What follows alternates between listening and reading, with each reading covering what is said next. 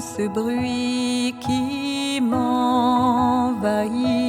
Je te cherche, toi, mon Dieu. Je te prie et me confie. Je me tourne vers les cieux. Je suis surpris de voir les disciples de Jésus qui l'ont fréquenté quand même assez assidûment pendant un bon moment et ils ne s'étaient pas encore rendus compte que l'Ancien Testament, la vie de Jésus, les convoquait à croire profondément qu'il ressusciterait d'entre les morts. Il ne faut pas se surprendre si nous aussi, nous ne saisissons pas tout le sens de la résurrection.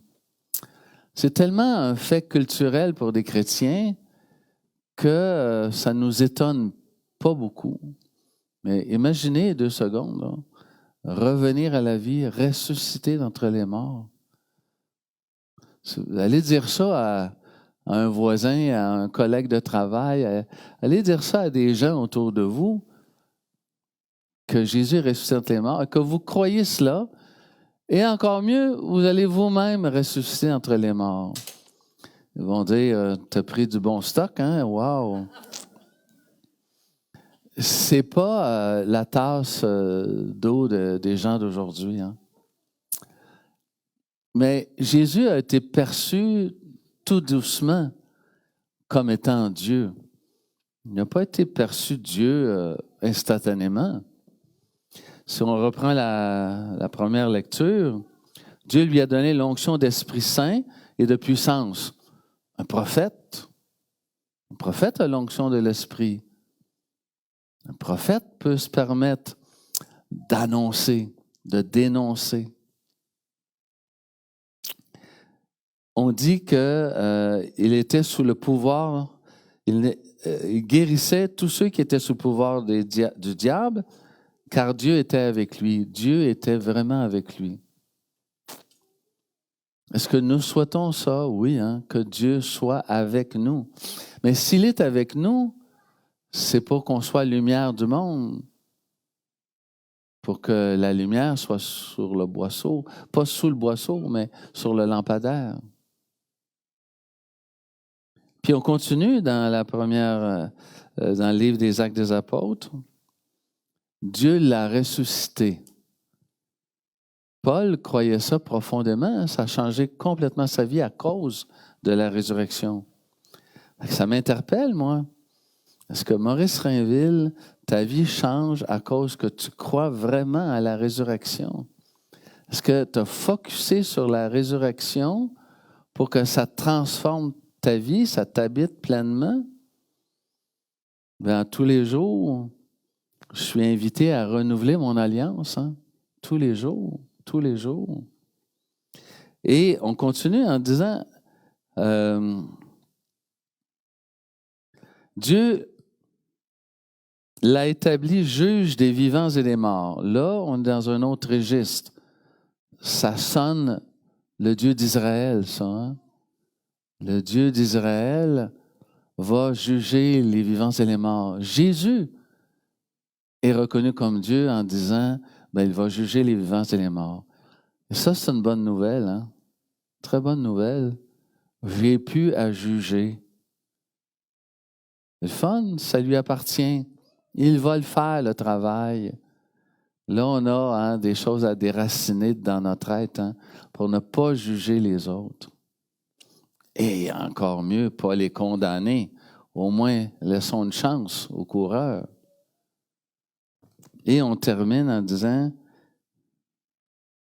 tous les prophètes lui rendent témoignage, et quiconque croit en lui reçoit par son nom le pardon des péchés. Là, on est dans l'Himalaya de la spiritualité chrétienne. Dieu pardonne, seulement lui pardonne, mais Jésus est Dieu et il peut pardonner. Parce qu'il peut pardonner, il se place au rang de Dieu. Bien sûr qu'il n'avait pas la dignité d'un Dieu céleste, il avait revêtu son humanité. Et dans son humanité, comme nous d'ailleurs, bien là, il s'est engagé sur un chemin qui l'a amené à vivre l'amour et la vérité en profondeur. Qui l'a amené à vivre selon l'obéissance de Dieu. Vous savez que en 2024, on est bien en 2024, hein? Le mot obéissance, pas bien à la mode. Pas un mot tellement prisé par nos contemporains. Alors, être obéissant au Christ qui nous appelle à une vie nouvelle, c'est faire la rencontre d'un Dieu vivant. Pas un Dieu juste pour la liturgie, pas un Dieu juste pour mon bonheur à moi, mais un Dieu qui engage toute la communauté à devenir, à l'ensemble de la communauté, le corps du Christ ressuscité.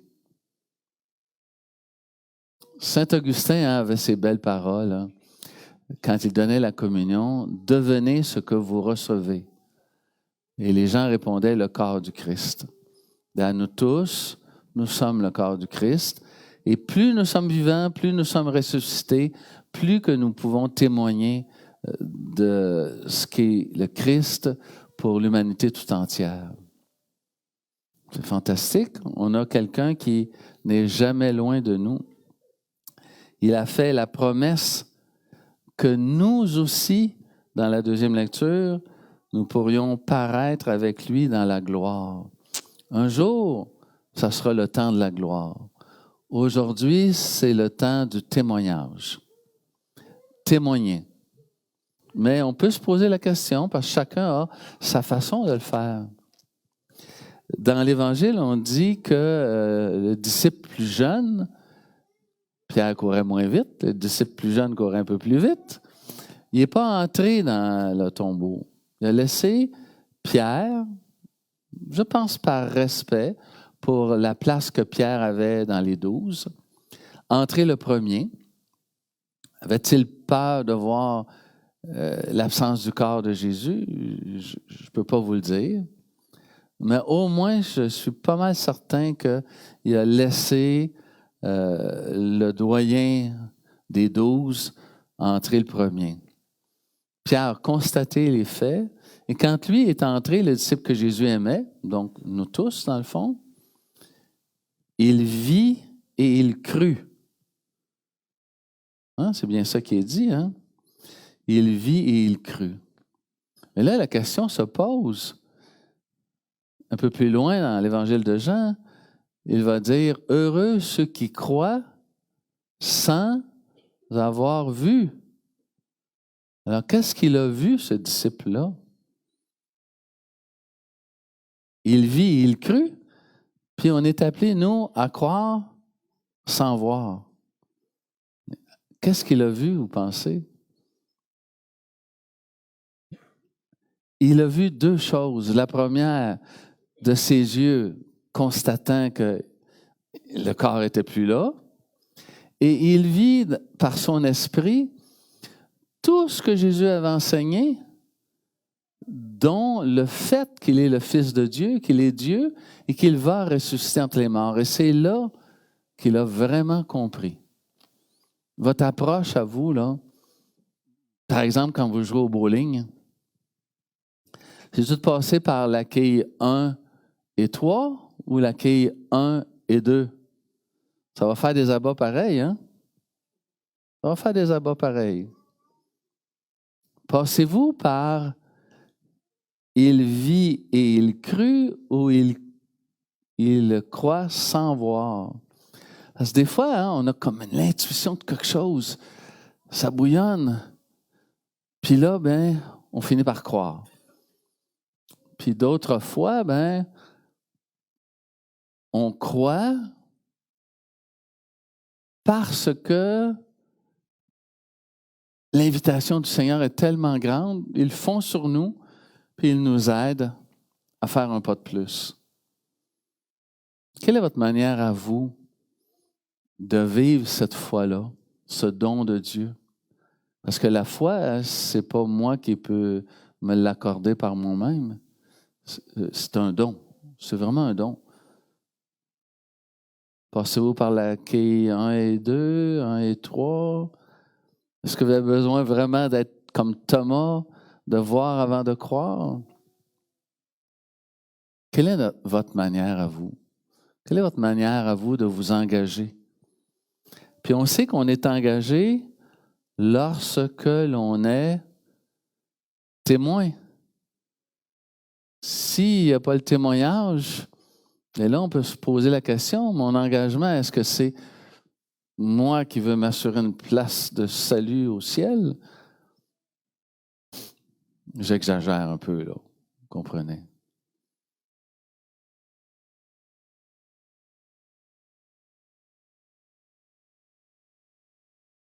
J'aime bien dire au Seigneur,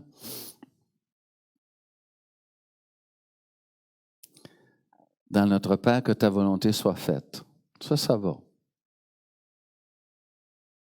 Que ton règne vienne, là, j'ai, moi, à contribuer à ce règne-là, à être témoin pour qu'il arrive, ce règne-là. Alors, qu'attends-tu, Seigneur, de la communauté ici? C'est toi qui as les réponses, bien plus que nous. Je te demande, Seigneur notre Dieu, en ce jour de Pâques, de ressusciter en nous ce qui est fragile, ce qui a été blessé, ce qui demande de se renouveler. Quand nous serons sortis de cette célébration, quand nous irons à nos occupations, vers nos familles et nos amis, fait que la certitude de foi de cette résurrection et de la nôtre puisse nous servir à nous donner de l'énergie, de la vie en abondance, de l'amour pour nos frères et sœurs.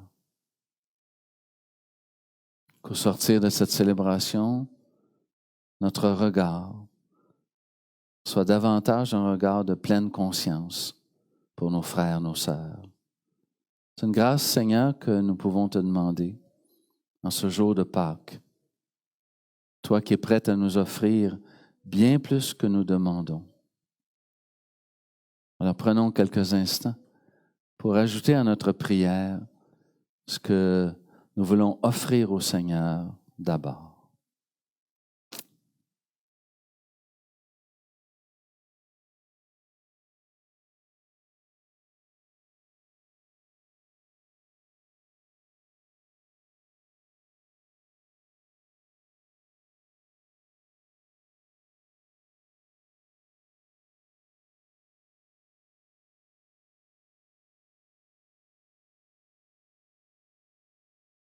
On dit Amen.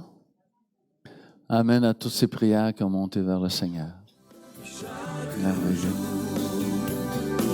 Je veux entendre ta voix et que ma vie soit pour toi, tout comme un parfum d'amour. Chaque jour, je veux marcher dans tes voies. Chaque instant, à chaque pas, et vivre de ton amour. Et chaque jour, je veux entendre ta voix, et que ma vie soit pour toi, tout comme un parfum d'amour, que je répands chaque jour. Marcher dans tes voies, chaque instant, à chaque pas, vivre de ton amour. Chaque jour, je veux entendre ta voix, et que ma vie soit pour toi, comme un parfum d'amour. Je répands chaque